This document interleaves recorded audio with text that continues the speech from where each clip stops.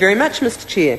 Mr Chair, I want to take this call to look at a number of the provisions in Part 1 combined, because I believe that a significant number of these provisions are actually not only unfair but discriminatory, and I have to say these points were raised quite strongly by a number of submitters and our Human Rights Commission, an organisation I have a great deal of confidence in, but they seem not to have taken or caused any concern across the House. There hasn't led to any reconsideration of some of these provisions, but let me just ask or comment on a few points. First of all, I want to say, and I'd be interested in the Associate Minister's point of view of this, ACC has a number of strategic priorities, and some of these directly relate to this question of fairness and not being discriminatory that I believe a number of provisions in Part 1 are. Strategic Priority 1, ensuring New Zealanders have confidence in ACC. That's ensuring all New Zealanders have confidence in ACC, not just some New Zealanders. And of course, those older New Zealanders with less than 6% hearing loss may not have such confidence in ACC anymore after these provisions are put into place. Strategic Priority 3, ACC needs to be people-focused with good outcomes. Well, I guess those people who are being considered as rehabilitated, if they can go back to work on 30 hours a week as opposed to 35, may not feel that that's such a good outcome for them. And then the strategic priority number 4, open and fair access for all New Zealanders. And I'm going to go through some of the provisions in the bill and see how they stack up against those strategic priorities. But let me just say that fairness is something that is valued very highly on this side of the House.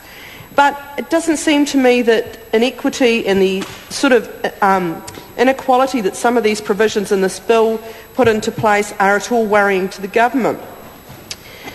It is quite clear, and I'm very glad the Māori Party are going to be voting against this bill, because it is quite clear that the effect of these changes, and this was advice given by Te Puni Kokiri, that the impact of the proposed changes are likely to have a disproportionate effect on Māori, as Māori are more likely to be employed in high-risk jobs, be from low-income families, and have higher rates of imprisonment. So that's one of the inequities of various of the provisions in Part 1. Then there's the issue of gender. And the National Council of Women, when they submitted to the Select Committee, were very scathing about the fact that there was no gender analysis done at all of the proposed impact of those changes on women. And they were quite clear that there would be a disproportionate impact on women. They made the point in their submission that women are more vulnerable to negative outcomes through a lack of social services, and stringent reductions set out in the bill will reduce those services further. In addition, many of the service providers are women, the counsellors, the physiotherapists, the home care workers, and they depend on accident compensation funding to deliver their services. So there's a disproportionate impact on Māori, there's a disproportionate impact on women as a result of these changes.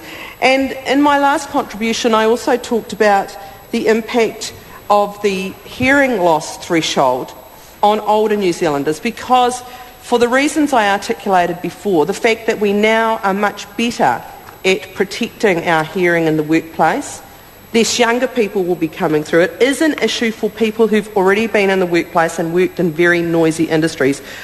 By nature, these are older New Zealanders, so they are being certainly disproportionately impacted on by that provision. And then, of course, there's the implications for younger New Zealanders, the younger New Zealanders who are specifically affected by one of the provisions in this bill, which I'll come back to in a minute.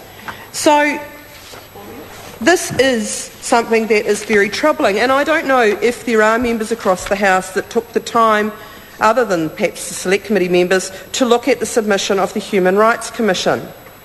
But as I said at the start, an organisation that I know everybody in this House has confidence in. Well, the Human Rights Commission talked about a number of provisions. They talked about the reduction of potential weekly earnings for young people, Mr Chair. Carol Beaumont. Thank you, Mr Chair.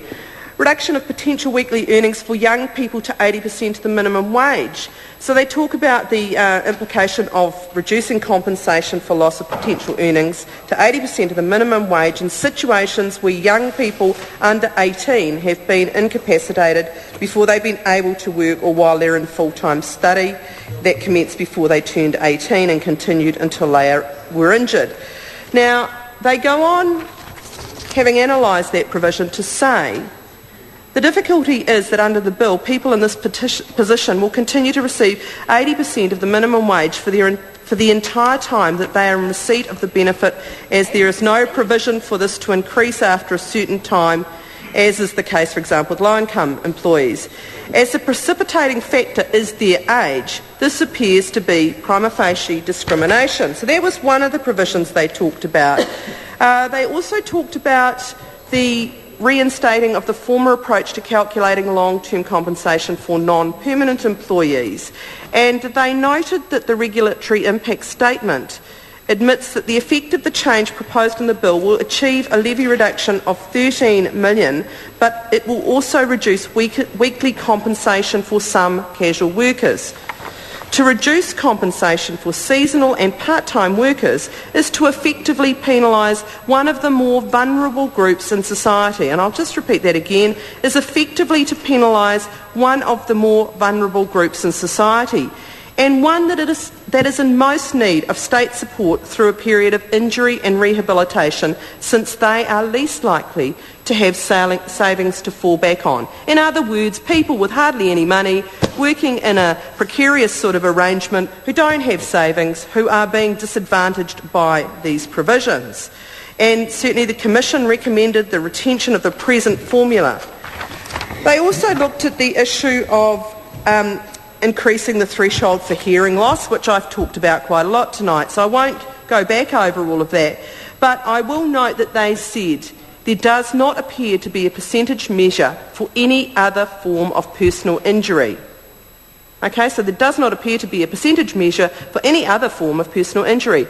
The Commission therefore considers that the requirement that a claimant has sustained 6% loss of hearing before being eligible for treatment amounts to intra-ground discrimination, as it imposes different criteria for those claiming compensation for hearing damage as opposed to any other injury.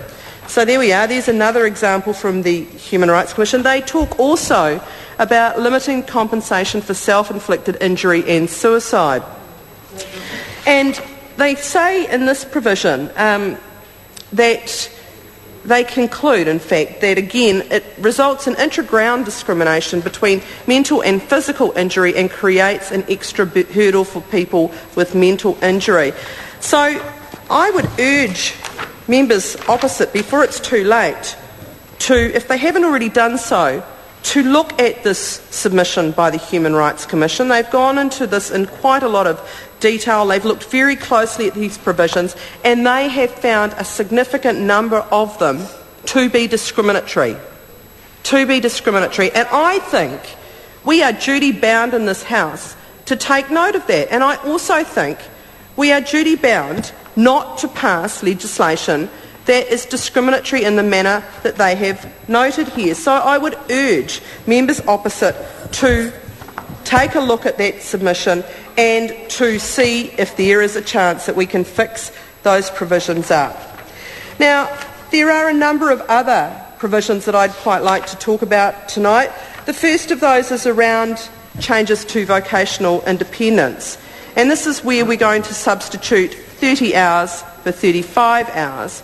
And what that will mean is that a person's capacity to engage in work for which he or she is suited by reason of experience, education or training, or any combination of those things, will be deemed, if they can do that for 30 hours, they will be deemed to have been rehabilitated and able to go back into the workforce and therefore be ineligible for compensation from accident compensation.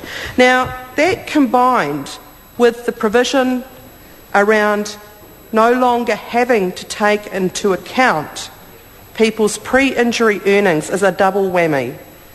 It's a double whammy in the sense that you may be declared rehabilitated,